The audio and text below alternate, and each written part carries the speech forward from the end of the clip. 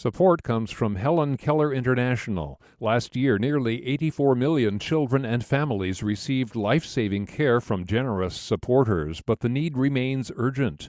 Learn more about ways to help continue to build a healthier world for all at helenkellerintl.org/KUOW.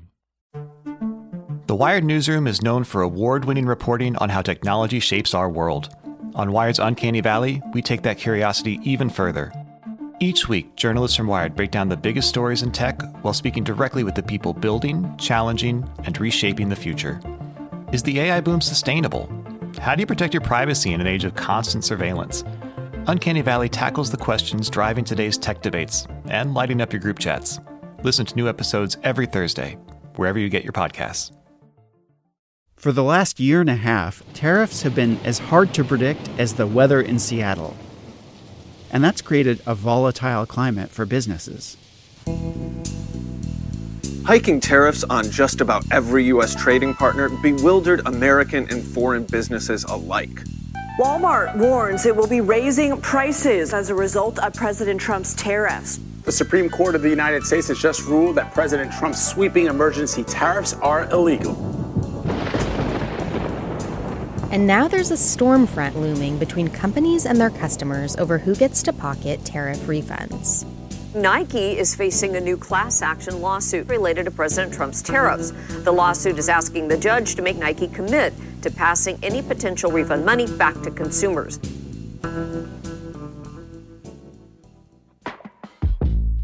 It's going to take a lot of work to unwind the tariffs and work through details like these. And it's happening all up and down the supply chain. From KUOW in Seattle, this is Booming. I'm Monica Nicholsberg. And I'm Joshua McNichols. A lot of people are just wondering, where's my refund? And when will rising prices finally level off? We checked with some local companies to find out how they're navigating all this tariff turmoil. That's coming up.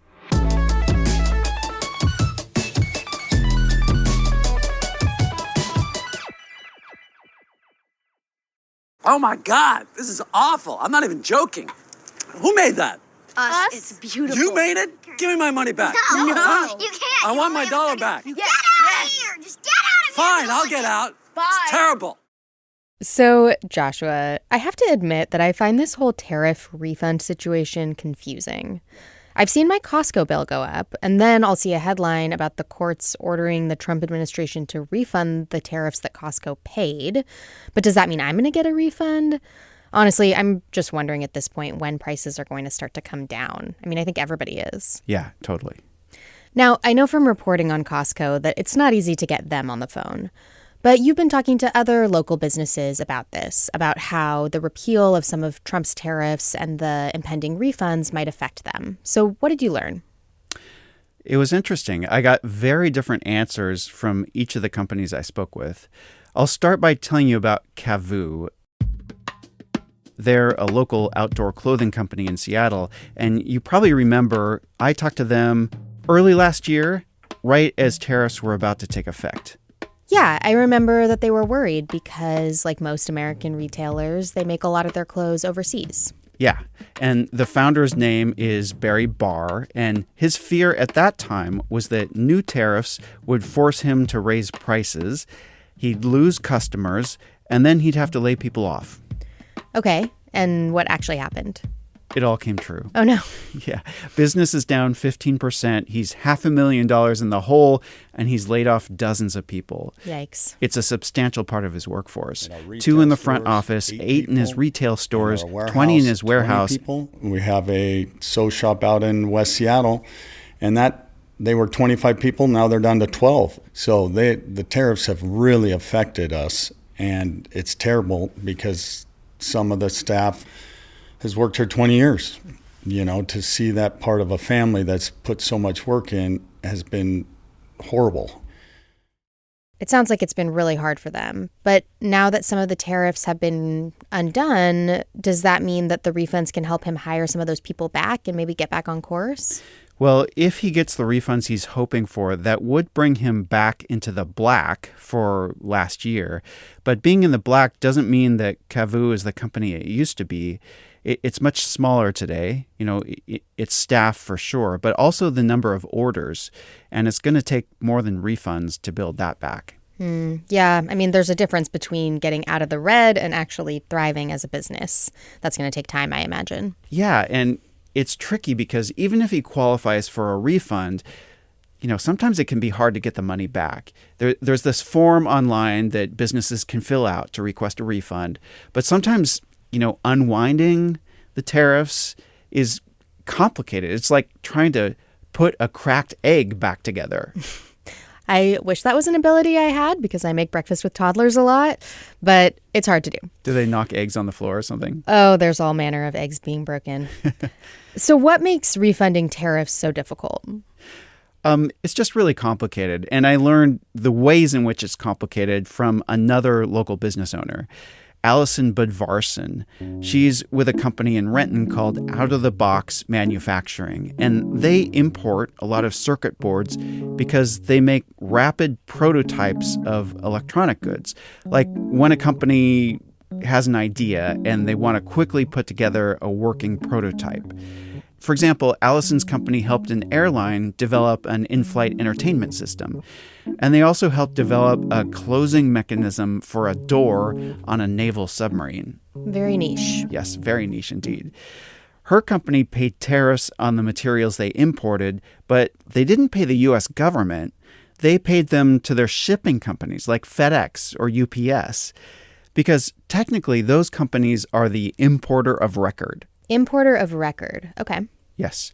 So even though Allison paid the tariffs, we're not actually eligible to apply for the refund. So we're in a waiting game to see if, when, or how we would be eventually receiving that refund from the importer of record, and then in turn how to pass it down to our customers as well.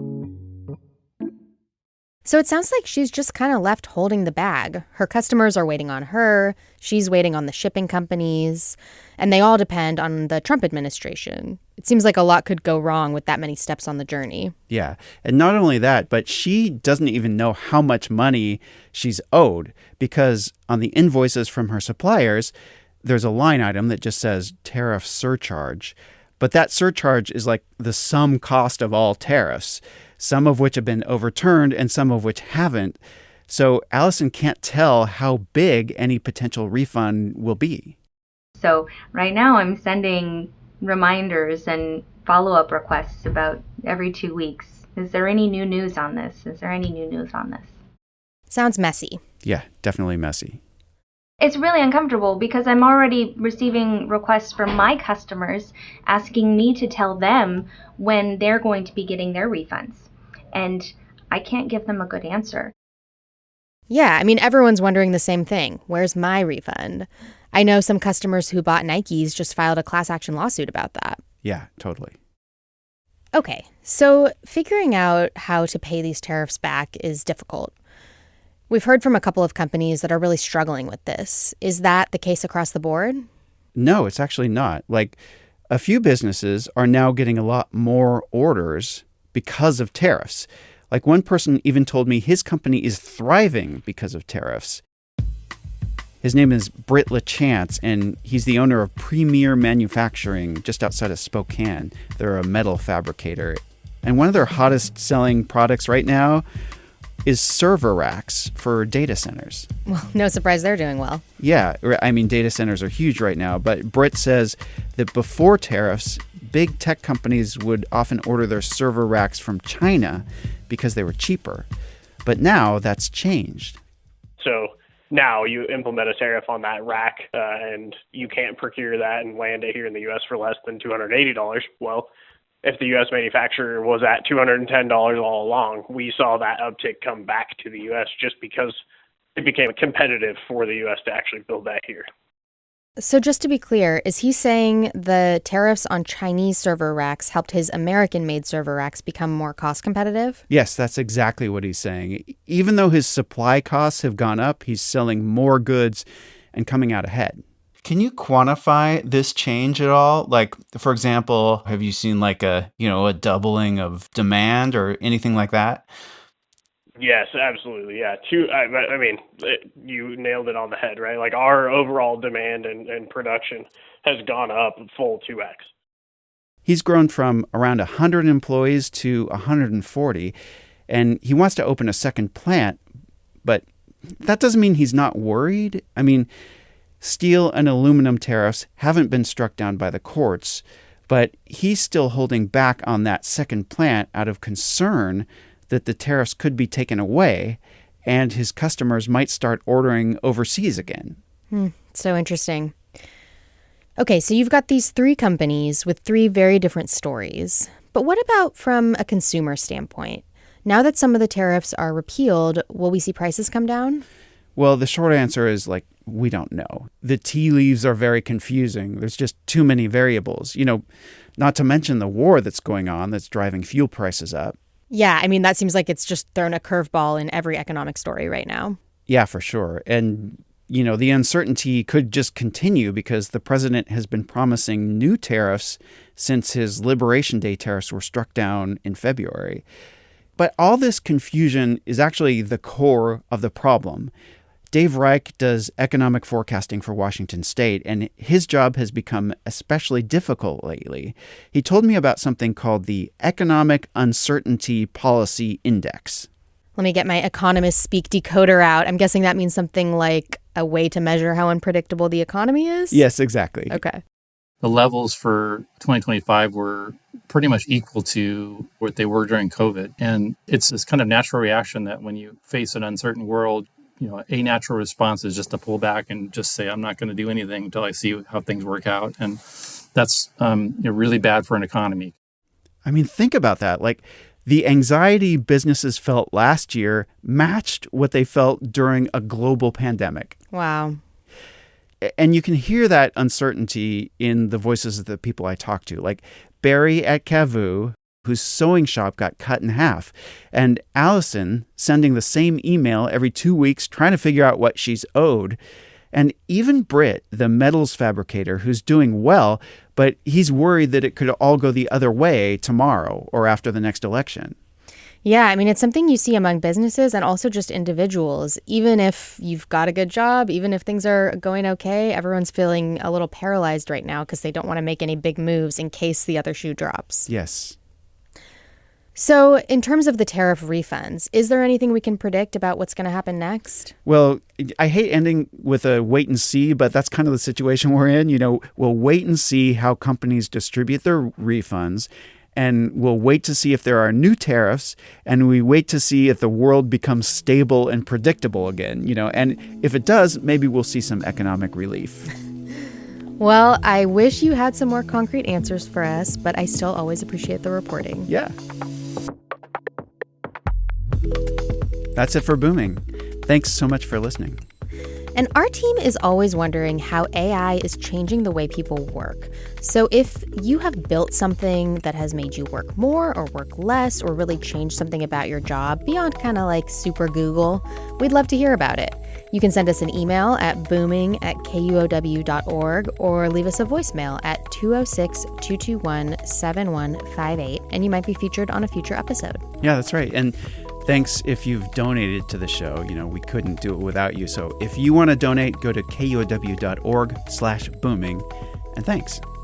Our producers are Lucy Suchek and Alec Cowan. Our editor is Carol Smith. Our music is by Alec Cowan, Blue Dot Sessions, and MusicBed. I'm Monica Nicholsberg. I'm Joshua McNichols, and we'll see you next time. Support comes from Helen Keller International. Millions of families around the world are at grave risk, but solutions are within reach. Helen Keller's proven cost-effective solutions reach children and families in greatest need. More on how to help at helenkellerintl.org/KUOW. Each story you hear on Planet Money starts with a question. What happens if we refund tariffs? Why are groceries so expensive? At NPR, we stand for your right to be curious because the forces shaping our world can be hard to see. Follow NPR's Planet Money wherever you get your podcasts and start seeing how the economy really works.